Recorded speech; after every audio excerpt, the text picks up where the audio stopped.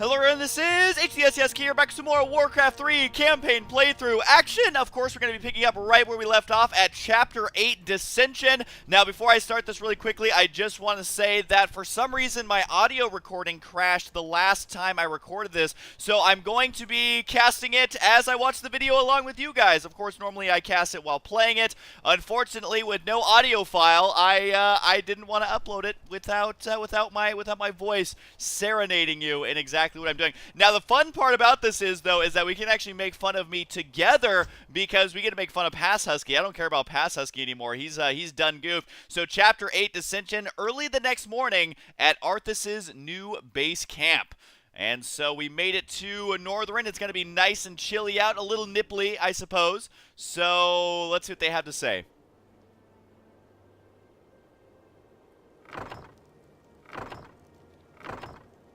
I apologize, emissary, but the prince is away on an errand. What brings you to this desolate place? By royal edict, you men are to return to Lord Aran immediately. Lord Uther has convinced the king to recall this expedition. We to just pick up and leave? That's correct. My men report that the roads from here to the shore are held by the undead. You'll need to find an alternate route back to your ships. To hell with the undead. We'll cut our way through the woods, man.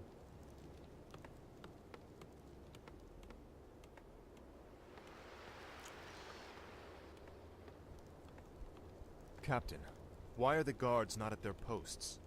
Well, my lord, your father had our troops recalled at Lord Uther's request. Uther had my troops recalled? Damn it! If my warriors abandon me, I'll never defeat Mal'Ganis. The ships must be burned before the men reach the shore. Isn't that a bit much, lad? Burned down to their frames.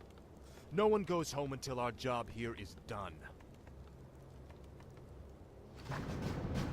I just realized that homie Arthas is in the middle of the base. In the middle of the base, it is like, we've got to burn the ships. No one's gonna go home today. Why he has that accent is completely beyond me. But yeah, so basically this is one of the games where you do not build anything inside your main base. Instead, you have to rely on your sick Gosu Micro to carry you through, which is already going to be my weak point. I definitely will admit that. But they do once again give you Mr. Bronzebeard.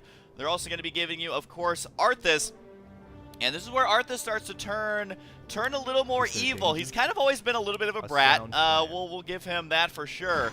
But go ahead and take these guys out. See, using the Holy Light there to take out that stupid Necromancer. Now, one thing I actually want to say is I have been reading through a lot of the feedback, and you guys leave really good feedback. And the thing that sucks for me is that it is so much stuff to remember while actually playing the game, like what to use Holy Light on, how to use the other hero, what units to make, how to use Dispel, how to use Inner Fire, when to use Healing.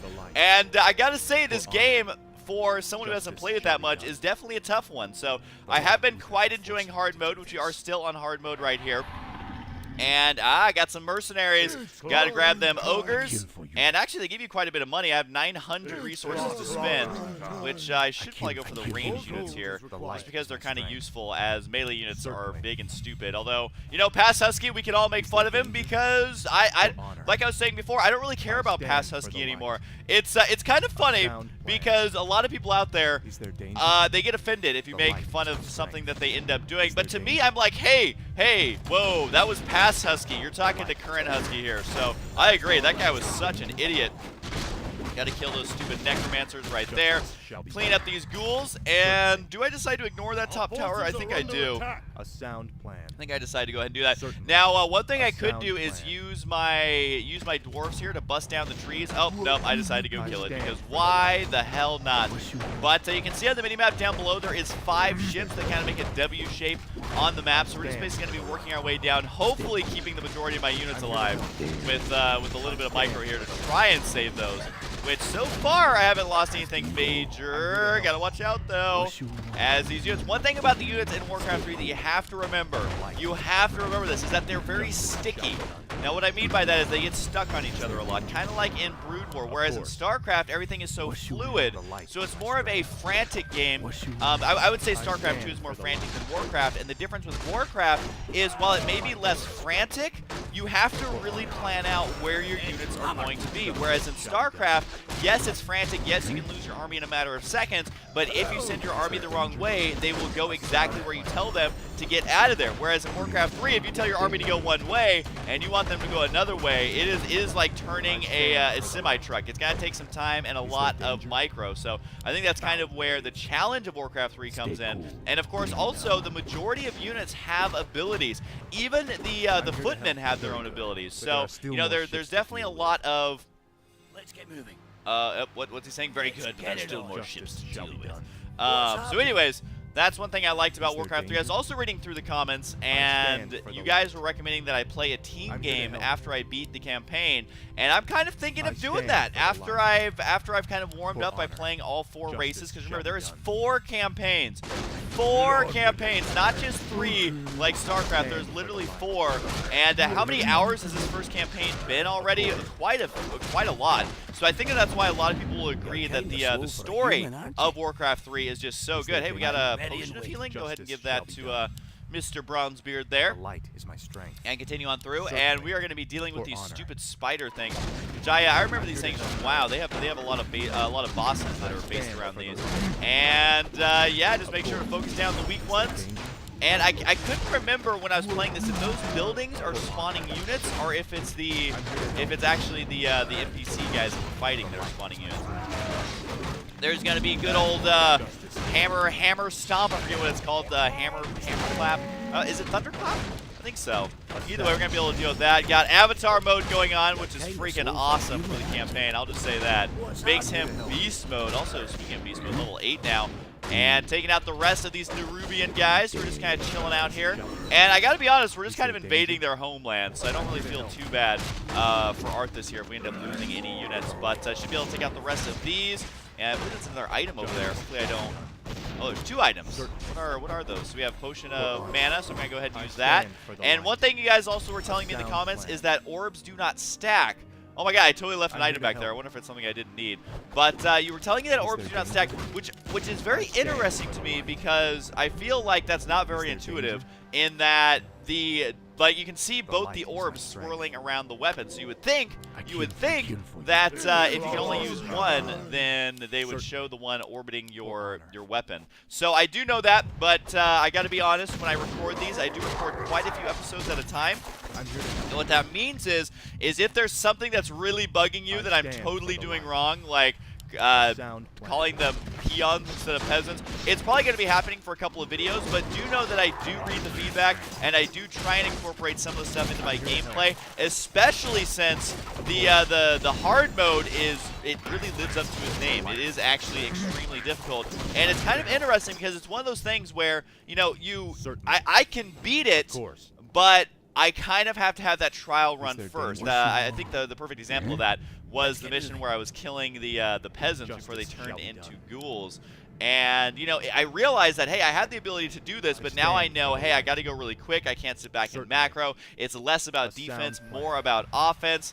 Attack the trees ahead with your mortar teams to clear a path. So they must be talking about that right there. But I want to explore up here. I feel like there's probably something up here because Blizzard tends to hide stuff everywhere. Aha! There is, although there are just goblin sappers, which I'll go ahead and grab one goblin sapper. I don't know if I need more than that. Just because goblin sappers, they're good for killing off the trees, but other than that, not sure if that's really worth it, because you got to remember that I actually have my my long-range siege guys who can bust down the trees, and I think the reason they put these here is in case you ended up losing those, you still have a way of getting through the trees, but it's also punishing you by forcing you to buy another unit that you perhaps did not want to buy. So I think that's what that's kind of all about. But that does open up our attack path to another ship down here, and just got to make sure to use my range units. And looks like the long-range mortar team there will take that out. And we do have some more NPCs up here, baby. Let's see what we got. We got, ooh, those Ogre Magi. Oh, I love Ogre Magi. Also priests. So I'm going to go for the casters first. We'll go ahead and get some more Ogre Magi. Yeah, there we go. We got them out. So the Ogre Magi are going to be able to cast Bloodlust. The priests we'll be able to cast. Oh, we got an alarm clock going off over here. Time to get up, Husky. But either way, be able to cast some Bloodlust action going on. And unfortunately, I am maxed out on supply here. Although we have a lot of... Some mercenaries have the Ensnare ability. Use Ensnare to bring the flying beast to the ground. I don't think I have Ensnare, though. Oh, maybe I did have... No. Who has Ensnare? Maybe it was the guys I put in the other control group. So that's one of those things where you can sit and laugh at me because I don't actually use Ensnare here. But thankfully for me, I do have a lot of ranged units. And these guys over here, they're just going to move on. Let's be honest, they're not going to be doing a whole lot here as the trolls will be taking care of that. And, oh my god, welcome to Death Valley. Quite literally, this is Death Valley. As we're going to have to, I assume, just run through there. There is no way we have the time to kill those off. Well, maybe we could. Maybe we could use the mortar team, actually, to kill these off, as there is only 2 ships remaining. But I'm unsure of how long. Like, I can see the ship down to the south, so I know for a fact that there's a ship down there. But it's the last ship that I have no idea what to expect. So we're just going to make a mad dash for it. We're going to go for it. See if there's any items over here we need. There was some sort of amulet there. But, no, not going to... oh, it's an emulation of teleport? Oh, recall. Okay, just gonna go ahead and run down here though. Not gonna go for that. And here is indeed the Valley of Death, as these guys are gonna be taking a lot of damage. Go ahead and use Avatar just so we can absorb more damage, run a little bit quicker, and use the range units. Go ahead and take this out. Boom, baby. And didn't survive with that much stuff. So okay. Go ahead and Holy Light the one guy right there, as everyone else is pretty much stopped off. No, I left these guys back here. Oh god, well, those guys are as good as dead. There is no hope for those. That is for sure. So here we go. Okay, so we gotta try and deal with these stupid necromancers. Got Bloodlust going on my hero, and who else has Bloodlust? I think maybe I only cast it once. But I definitely need to get to the necromancers, otherwise they're going to be summoning tons of skeletons here. So I'm trying to hack my way through, get the Holy Light, get the hammer time going on. Again, use the thunderclap there to do as much damage as possible. Remember, skeletons are very low on HP, so you want to kind of AoE them down as best you possibly can. Although I did not do a good job of killing off all these necromancers, so they're still sitting there and still summoning some skeletons. Should probably deal with them. There goes down another one. But I definitely need to take out this. I have my Goblin Sapper still alive. I couldn't remember if Goblin Sappers do any splash damage. No, the Ogre! Oh, God, that was so close. This slow, man, is freaking ridiculous. Oh, God, we're going to be running to the right side right now and trying to run around this to see if we can actually kill off these necromancers. There is a lot of units here, as I don't have that many units left. I went from over a full control group to almost only 1 row of units. I'm almost down to 6 right now. I think I'm sitting at 7 total. And with this ridiculous slow, that is not making things easy whatsoever. There's going to be another Holy Light thrown out. But either way, are these graveyard summoning skeletons? It doesn't look like it. I think they were just using that for the corpses on those necromancers. So we're able to get through that one. I think we're just down to 1 ship remaining. So whatever lies ahead, we just got to make sure to survive versus... Oh my god, is that some A-bombs? Some Abomination, but also A-bomb from StarCraft 2. I like to call them A-bombs just to kind of sound hip with the kids. As you know, we got. Oh, I see you got the new A-bombs, man. Oh yeah, you know, like they're pretty cool. I mean, it's whatever. But I don't have Avatar up quite yet. Now I do have 4 minutes to make it to the ship, so I don't really know if I have the juice, if I have what it takes to deal with that. Trying to see if I have any other units I can get down here. I'm going to try and run these down there, but let's be honest, those guys are going to die. I do not think I can take this on in a straight-up fight, so this is going to be quite painful. I'm going to go ahead and use Bloodlust here. Get on with it. Trying to wait for Avatar so I can use it to get through. So there's the Bloodlust, and here we go, baby. We can do it. And it's time for a tactical retreat. We got to try and get here. Oh, God, don't get me stuck. Don't get me stuck. Yes! Found the opening. We're going to go for it, baby. Tactical retreat time. All right, you guys down there are doing great. The guys definitely did not make it through Death Valley. That's fine. But guess what? I can kill your ship with my giant hammer. Oh, yeah, main quest complete. Burn the boats. Actually got it on my first try, unlike my audio recording. Prince Arthas. Quickly, my warriors.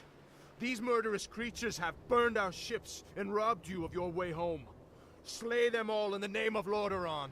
Damn beasts. Kill them all. Oh, Arthas, you're killing your little ogre friend. Look at his little butt. Why would you want to do that to the poor little ogre. Our ships are ruined. What will we do now? Listen to me, all of you. There is no way home for any of us save through victory. In this land, we will stand or fall together. Now, return to the base and man your posts.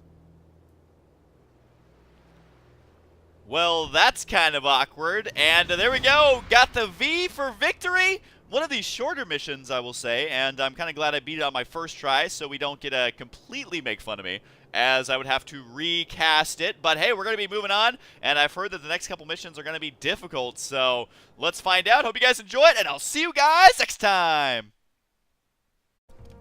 Hello everyone, this is HDSCS here, back with some more Warcraft 3 campaign playthrough action. Of course, we're going to be picking up right where we left off at Chapter 8, Dissension. Now, before I start this really quickly, I just want to say that for some reason my audio recording crashed the last time I recorded this, so I'm going to be casting it as I watch the video along with you guys. Of course, normally I cast it while playing it. Unfortunately, with no audio file, I didn't want to upload it without... Uther had my troops recalled. Damn it! If my warriors abandon me, I'll never defeat Mal'Ganis. The ships must be burned before the men reach the shore. Isn't that a bit much, lad? Burned down to their frames. No one goes home until our job here is done. I just realized that, homie Arthas is in the middle of the base. Dead. You'll need to find an alternate route back to your ships. To hell with the undead. We'll cut our way through the woods, men.